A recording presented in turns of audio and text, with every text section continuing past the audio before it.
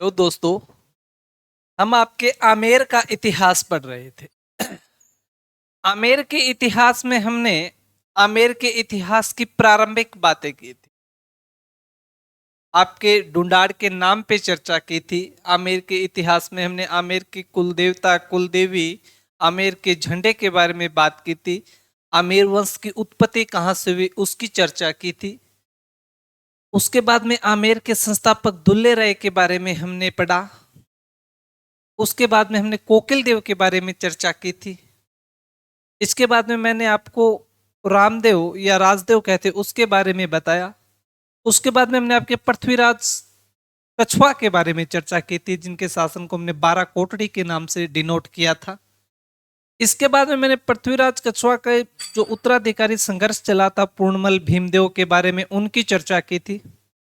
उसके बाद में भीमदेव के पुत्र आपके रतन सिंह और आस्कर्ण की भी चर्चा कर ली थी, और मैंने बताया था किस प्रकार से बहारमल ने आस्कर्ण की सहायता से रतन सिंह की हत्या करवा देता है और बाद में खुद शासन पे अधिकार कर लेता है। आज हमें आपके भारमल से चर्चा करनी है। आज हमें आपके पर्टिकुलर भारमल पे बातचीत करनी है, तो हम बात करते हैं आपके भारमल के।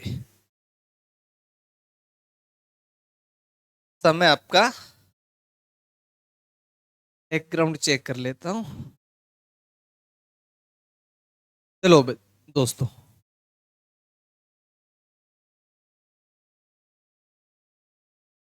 हम आपकी बात करते हैं भारमल की।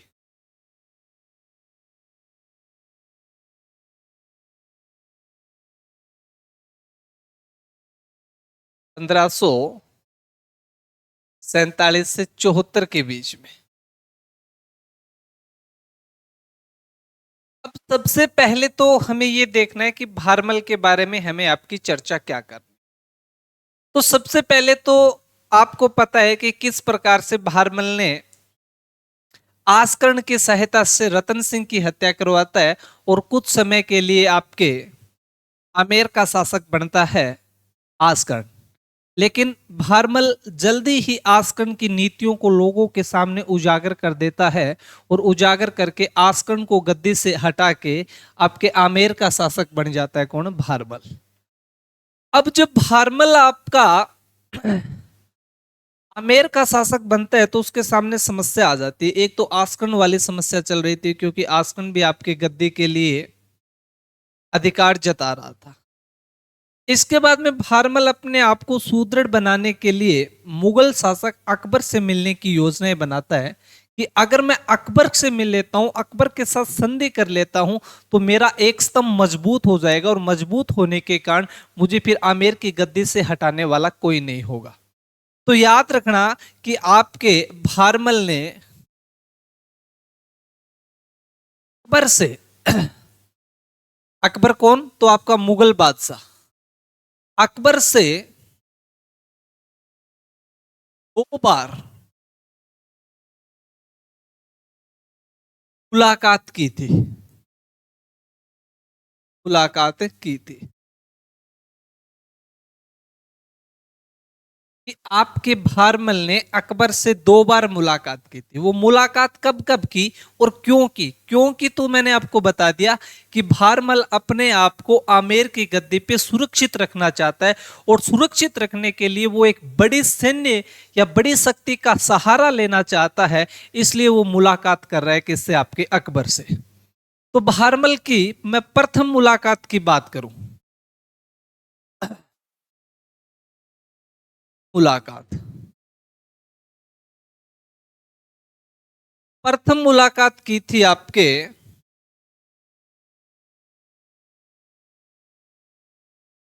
भारमल ने अकबर से प्रथम मुलाकात की थी 1556 ईस्वी में। 1556 ईस्वी में एक व्यक्ति थे आपके मजनू खां।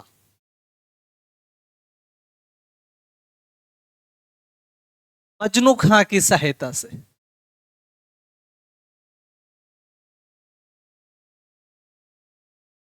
आपकी दिल्ली में मुलाकात की थी।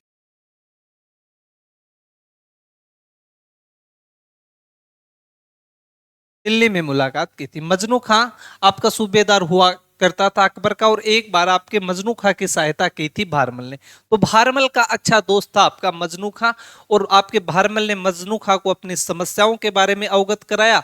तो आपके मजनू खां ने कहा कि मैं आपकी अकबर से मुलाकात करवा देता हूं। तो अकबर की या भारमल की अकबर से प्रथम मुलाकात 1556 ईस्वी में दिल्ली में मजनू खां ने करवाई थी। तो याद रखना कि भारमल ने अकबर से प्रथम मुलाकात कब की थी, तो याद रखोगे 1556 ईस्वी में। किसकी सहायता से की थी, तो अगर सहायता की बात आती है तो नाम आएगा आपके मजनू खां का। और कहां पर की थी, तो दिल्ली में की थी। कब की थी, तो 1556 ईस्वी में की थी। कहते हैं कि इस समय जब आपकी मुलाकात हुई तो अकबर ने मुलाकात कर ली और कह दिया कि चलो हम आगे देखेंगे कि क्या करना है क्या नहीं करना। लेकिन प्रथम मुलाकात कोई विशेष नहीं रही, लेकिन अकबर के जहन में इतना जरूर आ गया था कि इस प्रकार से राजपुताना में कोई आमेर का शासक है जो मुझसे सहायता चाहता है। अब बात है दूसरी मुलाकात की। बात है आपकी दूसरी मुलाकात की कि दूसरी मुलाकात कब की। दूसरी मुलाकात आपकी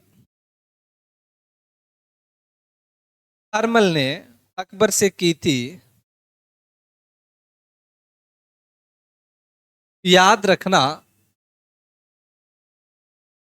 1562 ईस्वी में। 1562 ईस्वी में आपका जो अकबर है, ये अकबर ख्वाजा मोइनुद्दीन चिश्ती की, ख्वाजा मोइनुद्दीन मोइनुद्दीन चिश्ती की जियारत करने के लिए आपका अजमेर जा रहा था। कि 1562 में अकबर ख्वाजा मोइनुद्दीन चिश्ती की जियारत करने के लिए आपका अजमेर जा रहा था। जिस समय आपका अकबर जो जियारत करने के लिए जा रहा था, तो यहां आपके रास्ते में एक जगह पड़ती है सांगानेर। कौन सी जगह आपकी, सांगानेर। और सांगानेर में आपके भारमल ने अकबर से मुलाकात की दूसरी बार। और सांगानेर में किसकी सहायता से मुलाकात की, तो यह भी याद रखना चगताई खां की सहायता से। किसकी सहायता से, चगताई खां की सहायता से। चगताई खां की सहायता से भारमल अकबर से सांगानेर नामक स्थान पे दूसरी मुलाकात करता है। और दूसरी मुलाकात जब आपकी 1562 में हुई थी, तो डेट थी आपकी 20 जनवरी। 20 जनवरी को हो आपकी मुलाकात की और आपकी अधीनता स्वीकार कर ली। किसकी, आपके अकबर की। किसने, भारमल ने। तो ये याद रखोगे कि आपके भारमल ने अकबर से दूसरी बार मुलाकात कब की थी, तो 1562 ईस्वी में जब अकबर आपका ख्वाजा मोइनुद्दीन चिश्ती की दरगाह पर जियारत करने जा रहा था और रास्ते में आपके सांगानेर में रात्रि विश्राम किया, तो सांगानेर नामक स्थान पे भारमल ने अकबर से दूसरी मुलाकात की। किसकी सहायता से की, तो याद रखना चगताई खां की सहायता से मुलाकात की। और इसी मुलाकात के दौरान 20 जनवरी को आपके अकबर की अधीनता भी क्या कर लेता है, स्वीकार कर लेता है। अधीनता स्वीकार करके भारमल अकबर को निमंत्रण देता है कि आप हमारे राज्य में आइए, आप आमेर के पास हो, आप आमेर में आइए, आपका आमेर में स्वागत है। लेकिन कहते कि उस समय अकबर कह देता है कि इस समय मैं ख्वाजा मोइनुद्दीन चिश्ती की जियारत करने के लिए जा रहा हूं, इसलिए कहीं पे भी नहीं जा सकता। मैं एक बार तो सीधा आपके ख्वाजा मोइनुद्दीन चिश्ती की दरगाह पे जाऊंगा, आते समय मैं देखता हूं कि मैं आता हूं या नहीं। लेकिन इतना आप याद रखोगे, ये दो मुलाकात हुई, दोनों इंपोर्टेंट है कि अकबर ने पहली मुलाकात 1556 ईस्वी में मजनू खां की सहायता से दिल्ली में की थी।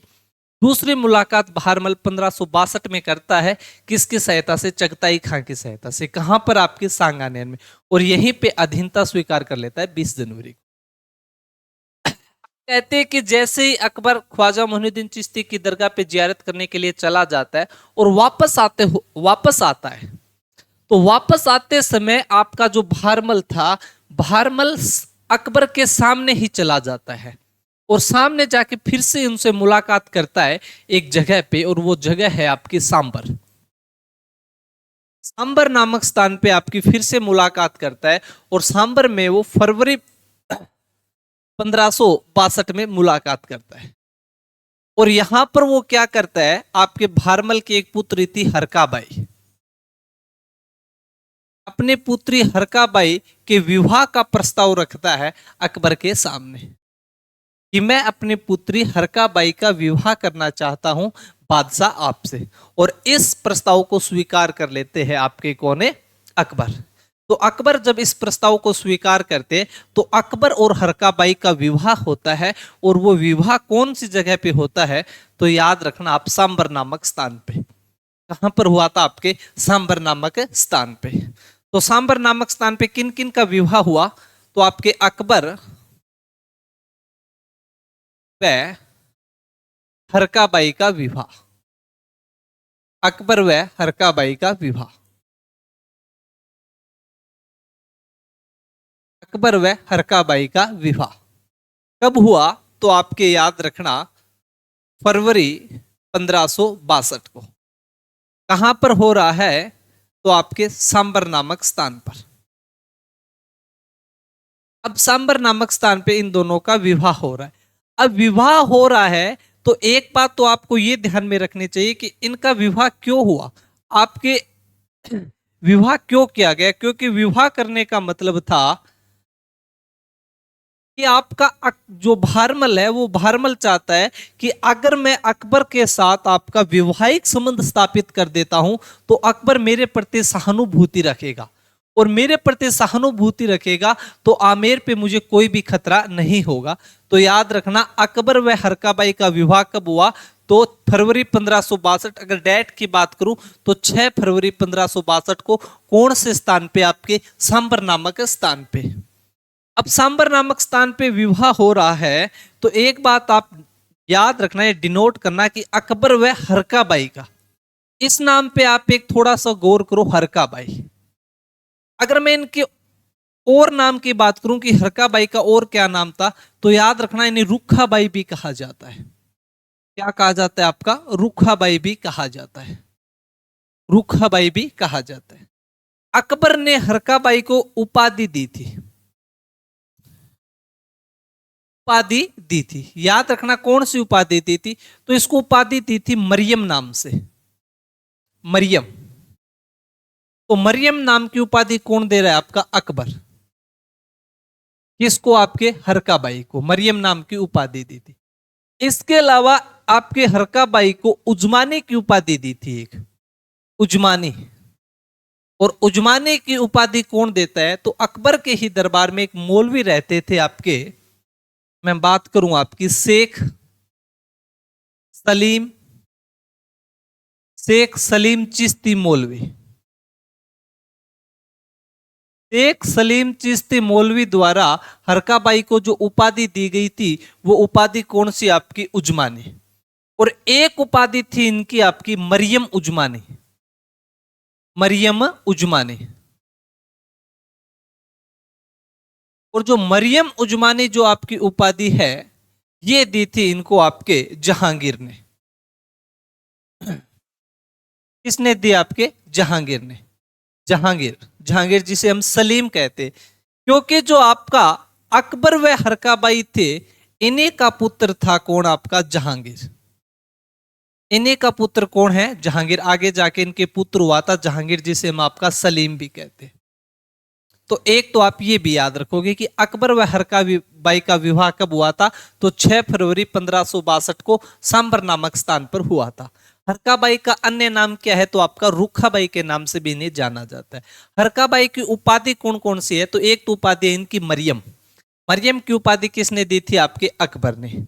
उजमानी नाम की जो उपाधि है वो शेख सलीम चिश्ती मौलवी के द्वारा दी गई थी।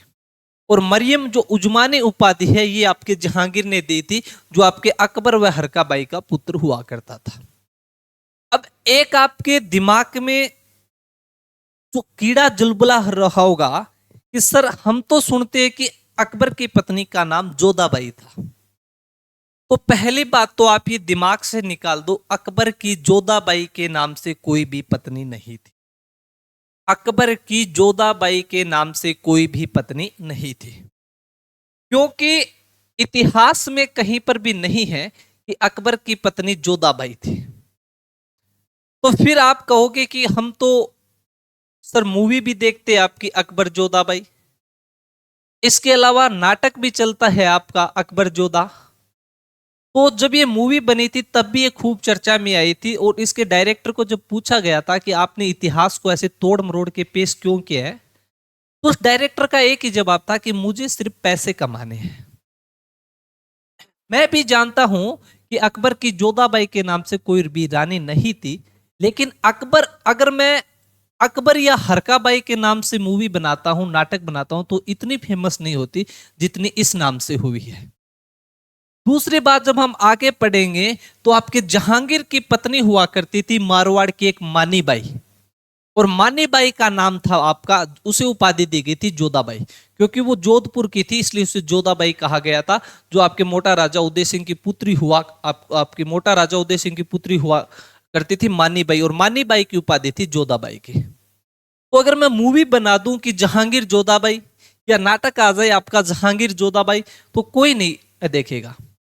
लेकिन इतिहासकार इस चीज को समझा, उन्होंने फिर इतिहास का और गहन अध्ययन किया, तो उन्होंने स्पष्ट कर दिया कि अकबर की कोई भी पत्नी नहीं है जिसका नाम आपके जोधाबाई हो। तो आपको याद रखना है कि अकबर की जो पत्नी थी उसका नाम हरकाबाई था, वो भारमल की पुत्री हुआ, वो भारमल की पुत्री थी आपकी। उसका अन्य नाम आपका रुखाबाई भी है, उसकी उपाधि मरियम उजमानी, और मरियम उजमानी के नाम से उपाधि है। तो ये बात तो आपको दिमाग में रखनी है। कोई भी आपसे बहस करता है तो बहस नहीं करनी है, लेकिन अगर आप बहस करो तो आप अपने तथ्य पर करना कि रियल में यही है कि अकबर की जोधाबाई के नाम की कोई भी पत्नी नहीं थी। आप इसको कहीं पर भी इतिहास में हमें दिखा दो कि अकबर की कोई जोधाबाई के नाम से पत्नी थी। जोधाबाई जो पत्नी जरूर थी, पर वो अकबर की न होके जहांगीर की पत्नी थी। ठीक है, तो इतनी बात आप एक बार ध्यान रखोगे कि अकबर व हरकाबाई का विवाह 6 फरवरी 1562 को सांबर में हुआ।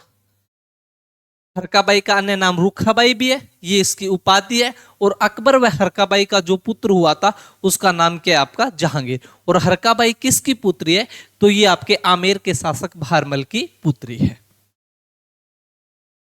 इसके बाद में मैं बात करूं, एक आप ध्यान रखना, अब जब इस प्रकार का कार्य हुआ तो आपके अकबर ने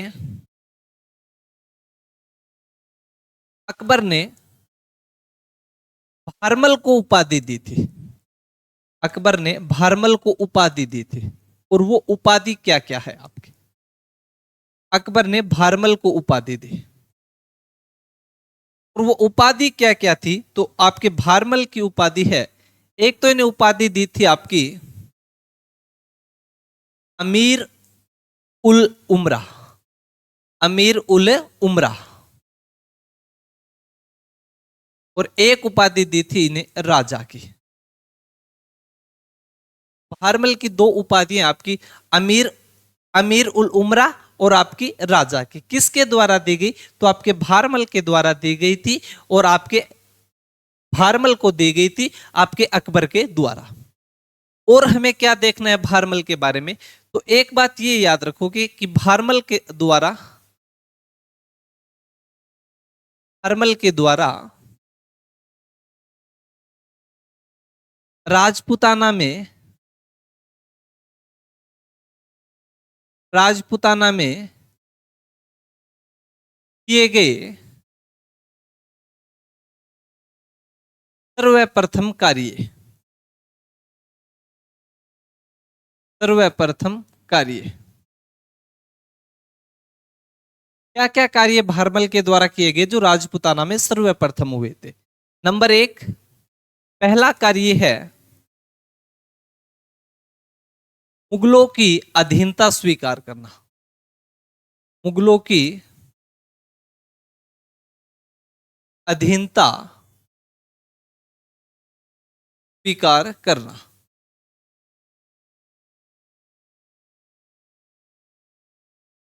मुगलों की अधीनता स्वीकार करना। दूसरा कार्य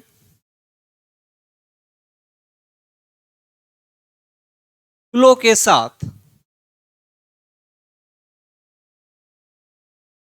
के साथ वैवाहिक संबंध स्थापित करना।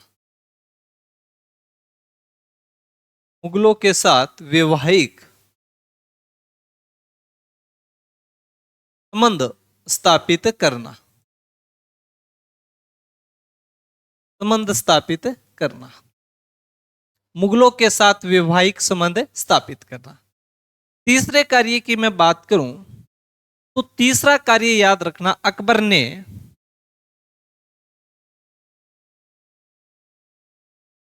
ने भारमल को 5,000 का 5,000 का मनसब दिया था। मनसब दिया था। मनसब दिया था। अब मनसब क्या होता है, एक तो याद रखना कि अकबर क्या दे रहा है, 5,000 का मनसब, और जो मनसब ग्रहण करता था वो कहलाता था मनसबदार। एक तो होता है मनसब, एक होता है मनसबदार। मनसब तो दिया जा रहा है और जो मनसब को ग्रहण करेगा वो क्या होगा, आपका मनसबदार। अब क्या होता था, मुगल जो प्रशासन था उसमें एक व्यवस्था चलती थी जिससे व्यक्ति के परिचय का पता चलता था, व्यक्ति के शौर्य का पता चलता था, व्यक्ति के बारे में हमें ज्ञात होता है कि इस व्यक्ति की योग्यता कितनी है, इसके बारे में मनसब से पता चलता था। क्योंकि मुगल आपके मनसब दिया करते थे। मनसब का मतलब है, जैसे आज आप देखते हो कि ये 3rd ग्रेड का टीचर है, ये 2nd ग्रेड का टीचर है, ये 1st ग्रेड का टीचर है, ये कॉलेज प्रोफेसर है। इससे में व्यक्ति की योग्यता के बारे में पता चल जाता है, व्यक्ति के आपके कि ये किस पोस्ट पर है और इसकी क्या चीज है उसके बारे में पता चलता है। उसी प्रकार आपके मुगलों में मनसब दी जाती थी। 10 के मनसब, 100 के मनसब, 1000 के मनसब, 2000 के मनसब, 3000 के मनसब, 5000 के मनसब। तो इस प्रकार आपके सर्वप्रथम राजपुताना में भारमल को मनसब दी गई थी, और वो कितने की मनसब दी गई है, आपके 5,000 की मनसब दी गई है। ठीक है। तो चौथी याद रखोगे, भारमल मुगलों से प्राप्त करने भारमल मुगलों से मनसब प्राप्त करने वाला प्रथम व्यक्ति था। भारमल मुगलों से मनसब प्राप्त करने वाला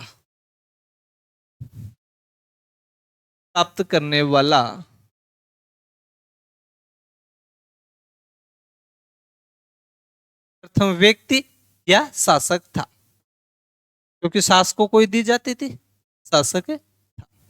तो ये कौन था, आपका भारमल था। तो ये चीजें याद रखना कि भारमल ने राजस्थान में पहले कौन कौन से कार्य किए, जो सबसे पहले की। एक तो मुगलों की अधीनता भारमल राजपुताना में सबसे पहले ग्रहण करता है। दूसरे, मुगलों के साथ आपका सबसे पहले वैवाहिक संबंध करता है और अपनी पुत्री हरकाबाई का विवाह अकबर के साथ कर देता है।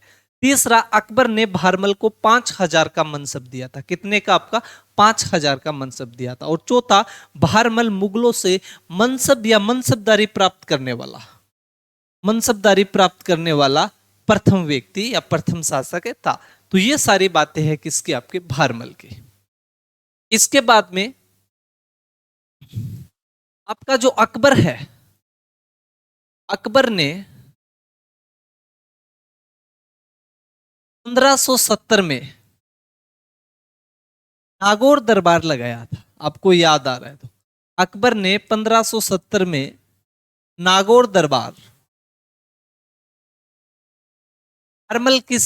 भारमल की सहायता से लगाया था। भारमल की सहायता से लगाया था।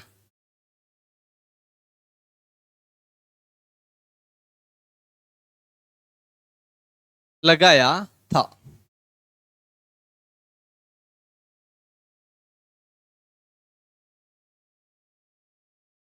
लगाया था। इसके अलावा भारमल ने एक गांव बसाया था लवणा। भारमल ने लवणा नामक गांव बसाया था। गांव बसाया था और 1574 में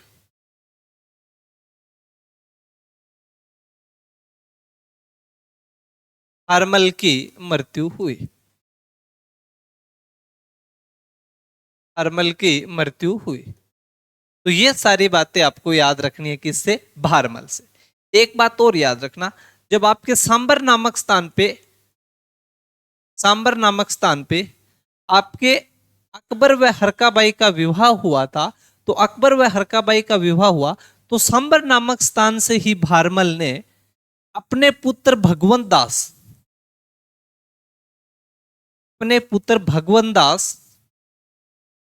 व अपने पोतर मान सिंह को, अपने पुत्र भगवंत दास व अपने पुत्र मान सिंह को अकबर की सेवा में भेज दिया था। अकबर की सेवा में भेज दिया था। सेवा में भेज दिया। क्यों? क्योंकि वो आपके भारमल अकबर का एकदम विश्वास पात्र बनना चाहता है। साथ ही में इसने भगवंत दास को तो ऐसे भी भेज दिया ताकि उसे हरकाबाई की सूचना मिलती रहे कि हरकाबाई खुश है या नहीं, हरकाबाई वहां पे कैसे रह रही है, हरकाबाई सही से रह रही है या नहीं। लेकिन फिर उसने सोचा कि मैं भगवंत दास को भेज रहा हूं तो भगवंत दास तो क्या पता अकबर के हरम में जाके, आपके महिलाओं में जाके आपके हरकाबाई से मिल पाए या नहीं पाए। पर जो मान सिंह है, ये उस समय 12-1 वर्ष का हुआ करता था, तो मान सिंह आपके हरम में जा सकता है, उन महिलाओं के बीच में जा सकता है क्योंकि बच्चा है अभी, और जाके पूछ सकता है कि बुआ कैसी हो, तुम ठीक हो ना, और बुआ की सूचना लेके भगवंत दास को दे देगा और भगवंत दास आपकी सूचना भारमल को पुगा देगा। तो इस प्रकार से भारमल ने ये कार्य किए थे। तो याद रखना कि हमने भारमल के बारे में क्या क्या अध्ययन किया है आपका।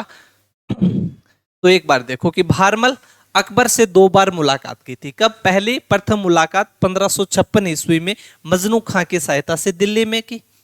दूसरी मुलाकात 1562 ईस्वी में जब आपका अकबर ख्वाजा मोइनुद्दीन चिश्ती की दरगाह पे जा रहा था तो सांगानेर नामक स्थान पे चगताई खां की सहायता से दूसरी मुलाकात की। और इसी समय 20 जनवरी को सांगानेर नामक स्थान पे ही मुगलों की अधीनता स्वीकार कर लेता है। इसके बाद में जब अकबर वापस आपकी यात्रा करके आता है, जब अकबर आपकी वापस दिल्ली से यात्रा करके आया तो उस समय सांबर नामक स्थान पे आपका भारमल उसके सामने ही चला जाता है और सामने जाके अपनी पुत्री हरकाबाई के विवाह का प्रस्ताव रखता है। और उस सांबर नामक स्थान पे अकबर व हरकाबाई का विवाह हुआ 6 फरवरी 1562 को। और मैंने वो बात बता दी है कि अकबर व हरकाबाई का ही पुत्र था जहांगीर, जिसे हम सलीम के नाम से भी जानते हैं। और जो जोधाबाई वाली कहानी थी वो भी मैंने आपको बता दी कि जोधाबाई नाम की कोई भी रानी थी, वो अकबर की नहीं थी। इसके बाद में अकबर ने भारमल को उपाधि दी थी कौन कौन सी आपकी? एक तो अमीर उल उमरा की और दूसरी आपकी राजा की। भारमल के द्वारा राजपुताना में किए गए सर्वप्रथम कार्य कौन कौन से वो भी हमने देखे कि एक तो आपके भारमल ने राजस्थान या राजपुताना में सबसे पहले मुगलों की क्या स्वीकार की? आपकी तो अधीनता स्वीकार की। दूसरी आपकी कि मुगलों के साथ सर्वप्रथम वैवाहिक संबंध भी स्थापित किए थे। इसके अलावा अकबर ने भारमल को 5000 की क्या दी थी? आपकी मनसब दी थी। और राजपुताना में सबसे पहले जो मनसबदारी प्राप्त की थी वो कौन था आपका? तो भारमल था। इसके बाद में अकबर ने जब 1570 में आपका नागौर दरबार लगाया था तो वो किसकी सहायता या किसकी सलाह पर लगाया था? तो वो आपके भारमल की सलाह पे लगाया था। भारमल ने गांव बसाया और वो कौन सा? आपका लवणा नामक गांव है। 1574 में भारमल की क्या हो जाती है? मृत्यु। और जिस समय आपके अकबर व हरकाबाई का 1562 में विवाह हुआ था सांबर नामक स्थान पे, उस सांबर नामक स्थान से ही अपने पुत्र भगवंत दास और अपने पोते मान सिंह को अकबर की सेवा में भेज दिया था। तो ये सारी बातें थी किसके? आपके भारमल के। अब भारमल की जब 1574 में मृत्यु हो जाती है तो 1574 में मृत्यु होने के बाद आमेर का अगला शासक बनता है आपका भगवंत दास। कौन बना आपका? भगवंत दास। तो अब हम बात करेंगे आपके भगवंत दास की।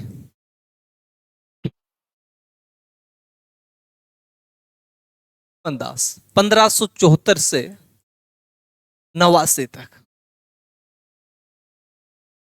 अब भगवंत दास के बारे में हमें क्या अध्ययन करना है? तो एक तो आप बात याद रखोगे भगवंत दास के बारे में कि जो भारमल के 10 पुत्र हुआ करते थे, उस 10 पुत्रों में सबसे जो ज्येष्ठ पुत्र हुआ करता था वो कौन था? आपका भगवंत दास। और 1562 में ये किसकी सेवा में आपका चला गया था? तो अकबर की सेवा में 1562 में चला गया। तो पहली बात तो आपको ये ध्यान रखनी है कि 1562 में अकबर की सेवा में चला गया।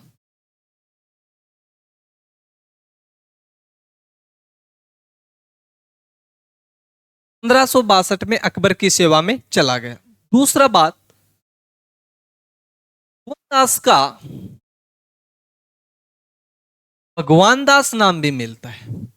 भगवंत दास का भगवान दास भी नाम मिलता है। और इनका भगवान दास नाम हमें कहां पर मिलता है? तो याद रखना, जहांगीरनामा में। जहांगीरनामा में, जहांगीरनामा में इनका नाम आपका भगवान दास नाम मिलता है।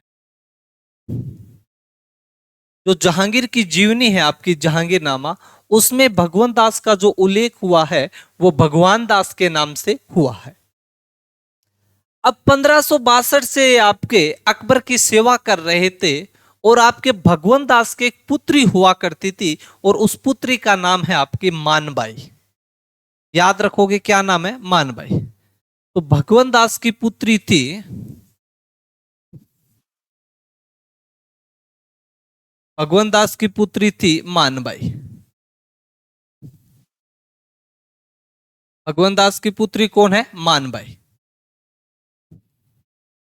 और जब मानबाई पुत्री थी तो मानबाई का इन्होंने विवाह कर दिया था आपके सलीम के साथ, जहांगीर के साथ। इस चीज को देखिए आप कि ये राजपुताना के शासक होते हुए भी एक परंपरा अलग ही बना दी है। क्योंकि जो राजपूत हुआ करते थे या फिर जो हिंदू हुआ करते थे, उनमें आपस में भाई बहनों का विवाह नहीं हुआ करता। पर जो जहांगीर है वो आपका मुगल बादशाह है।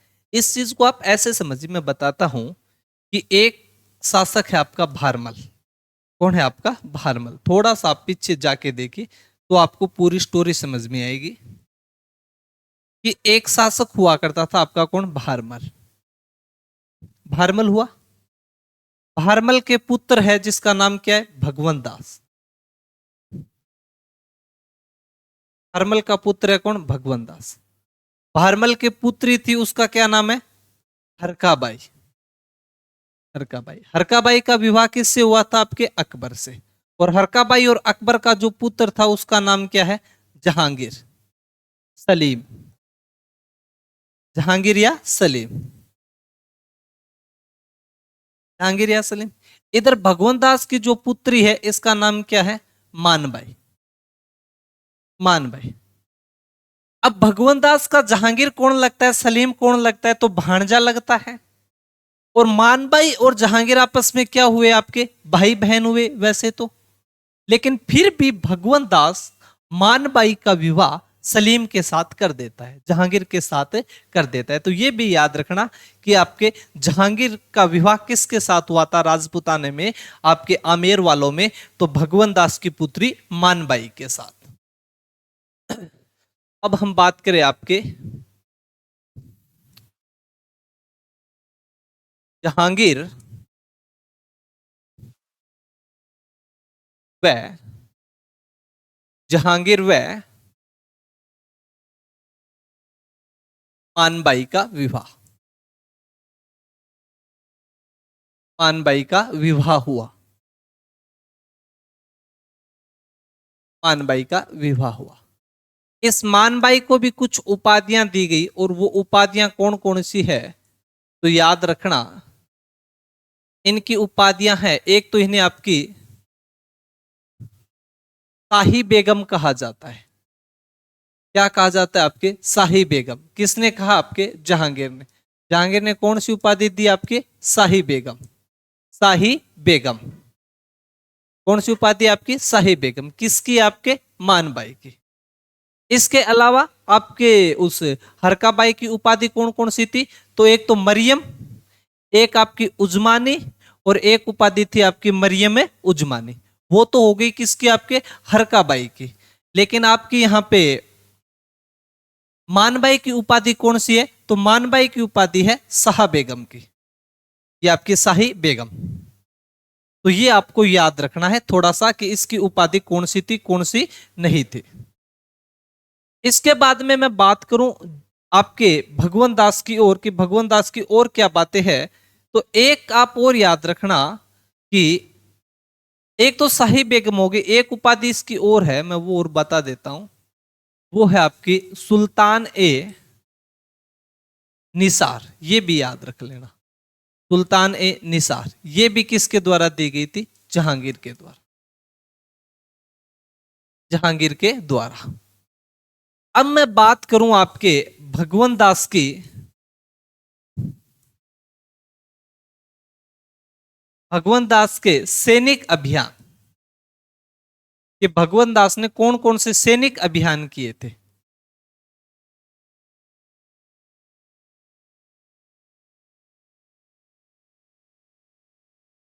भगवंत दास के सैनिक अभियान।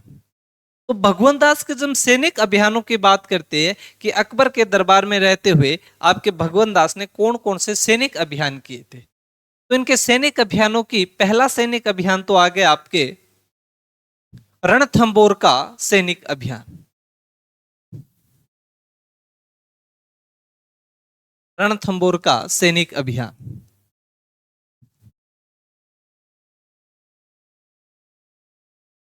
1569 ईस्वी में। 1569 ईस्वी में रणथंबोर का सैनिक अभियान किया गया था। उसमें भगवंत दास साथ थे। और किसके खिलाफ किया गया था? तो आपके सुरजनहाड़ा के खिलाफ किया गया था। किसके खिलाफ? आपके सुरजनहाड़ा के खिलाफ किया गया था, और सुरजनहाड़ा मान गया था। तो याद रखना कि आपके भगवंत दास का एक अभियान है रणथंबोर का अभियान। दूसरा सरनाल का अभियान। सरनाल आपका गुजरात में पड़ता है। 1572 ईस्वी में किया गया था अभियान। 1572 में सरनाल में क्या था? गुजरात में क्या था? मिर्जा हुआ करते थे, जो अकबर के ही कुल के लोग हुआ करते थे। और जब मिर्जाओं का विद्रोह हुआ तो उस मिर्जाओं के विद्रोह में आपके भगवंत दास ने अपनी बहादुरी का भी अकबर को परिचय दिया था। बहादुरी से उस मिर्जाओं के आपके विद्रोह का दमन किया था। और जब यहां पे उसने दमन किया था, इसीलिए अकबर द्वारा भगवंत दास को नगाड़ा व परचम का निशान भी दिया गया था। उसकी बात करेंगे हम, लेकिन याद रखना कि 1572 में सरनाल का अभियान किया था। इसके अलावा तो आपको याद आ रहा है, जब आपका अकबर इधर बादशाह था और मेवाड़ में महाराणा प्रताप शासक बने थे। जब मैं आपको मेवाड़ पढ़ा रहा था तब बताया था मैंने कि जब महाराणा प्रताप शासक बनते हैं तो महाराणा प्रताप को समझाने के लिए अकबर ने 4 शिष्टमंडल भेजे थे। पहला किसको भेजा था? तो हमने पढ़ा था जलाल खां करोची को 1572 में भेजा था। उसके बाद में 1573 में दूसरे शिष्टमंडल में मान सिंह को भेजा था। और तीसरे शिष्टाचार मंडल में भगवंत दास को भेजा था। तो याद रखोगे, आपको समझाने के लिए, प्रताप को समझाने के लिए अकबर के तीसरे शिष्टाचार मंडल का प्रतिनिधित्व किया। तीसरे शिष्टाचार मंडल का प्रतिनिधित्व किया। 3 अभियान तो ये हुए।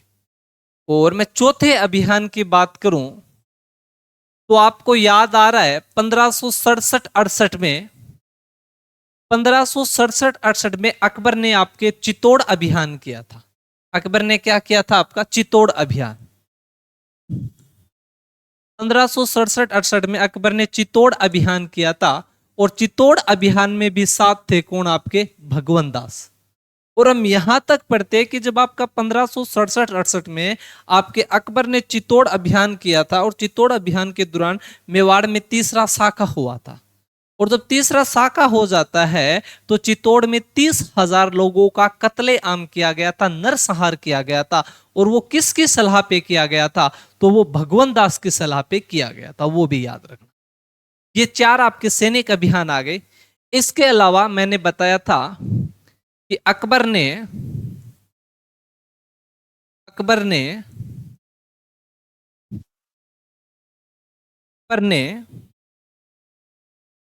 भगवंत दास को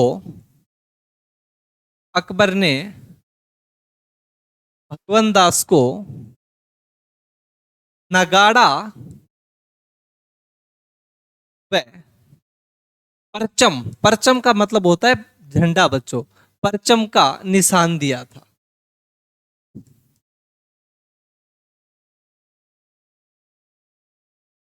ये राजपूताना में परचम व झंडा का निशान पाने वाले प्रथम शासक थे। ये भी याद रखना है कि ये आपके परचम व नगाड़े का निशान पाने वाले प्रथम व्यक्ति थे। इसके अलावा अकबर द्वारा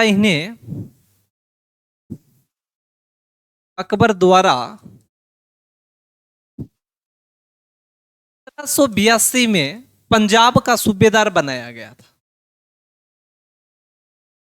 पंजाब का क्या बनाया था? आपके सूबेदार बनाया था। जब पंजाब का सूबेदार बनाया था तो इस सूबेदारी के तहत ही 1589 में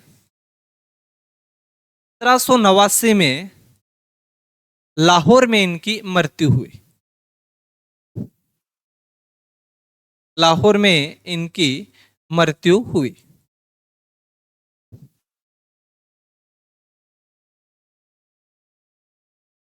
लाहौर में इनकी मृत्यु हुई। तो ये सारी बातें थी किससे? आपके भगवंत दास से रिलेटेड।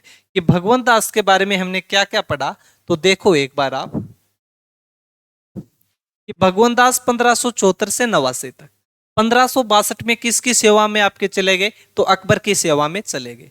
इनका एक और नाम मिलता है और वो है भगवान दास। और भगवान दास इनका नाम कहां पर मिलता है? तो जहांगीरनामा में मिलता है। और जहांगीरनामा क्या है? तो आपके मुगल बादशाह जहांगीर की जीवनी है। भगवंत दास की पुत्री हुआ करती थी कौन? आपकी मानबाई। और इन्होंने अपनी ही पुत्री मानबाई का विवाह अपने ही भांजे आपके हरकाबाई के पुत्र सलीम या जहांगीर के साथ कर दिया था। तो जहांगीर व मानबाई का विवाह हुआ। इस मानबाई की कुछ उपाधियां हैं और वो उपाधियां कौन कौन सी? एक तो शाही बेगम भी कहा जाता है, तो याद रखना शाही बेगम और सुल्तान निसार। इसके अलावा भगवंत दास के सैनिक अभियान कौन कौन से थे? तो भगवंत दास के सैनिक अभियान है, एक तो इन्होंने आपके रणथंभौर का सैनिक अभियान किया था 1569 में, जो आपके सुरजनहाड़ा के खिलाफ किया गया था। दूसरा सरनाल, जो गुजरात का अभियान हुआ था 1572 में, जहां पे मिर्जाओं का दमन किया गया था। और इसमें आपके भगवंत दास ने अपनी बहादुरी का परिचय दिया था किसको? आपके अकबर को। तीसरा, आपके प्रताप को समझाने के लिए अकबर द्वारा जो 4 शिष्टाचार मंडल भेजे गए थे, उसमें से तीसरे शिष्टाचार मंडल का प्रतिनिधित्व किसने किया था? तो आपके भगवंत दास ने किया था। इसके अलावा 1567-68 में जब आपका अकबर ने चित्तौड़ अभियान किया था, तो उस चित्तौड़ अभियान के दौरान भी आपके भगवंत दास अकबर के साथ थे। और अकबर की सलाह पर ही आपके अकबर ने भगवंत दास की सलाह पर ही आपका चित्तौड़ में 30,000 लोगों का कत्लेआम करवाया था। इसके बाद अकबर ने भगवंत दास को नगाड़ा व परचम का निशान दिया था। किसका? आपके नगाड़ा व परचम का निशान दिया था। और राजपूताना में ये आपका सम्मान पाने वाले भगवंत दास पहले व्यक्ति थे। अकबर द्वारा 1582 में पंजाब का इन्हें सूबेदार भी बनाया गया था। और सूबेदार रहते हुए 1589 में लाहौर में इनकी क्या हो गई थी? मृत्यु हो गई थी। और अकबर द्वारा इन्हें भी आपकी वही मनसबदारी दी गई थी जो इनके पिता को दी गई थी। तो 5,000 के